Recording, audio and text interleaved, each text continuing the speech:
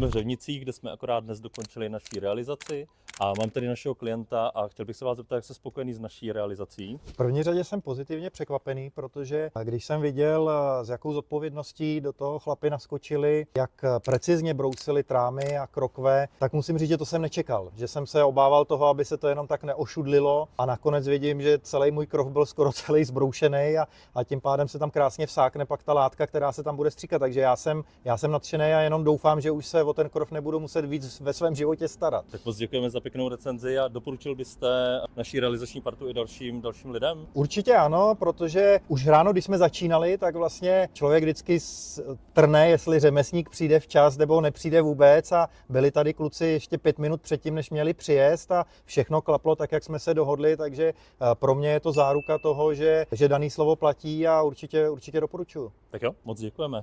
Taky děkuju. Díky.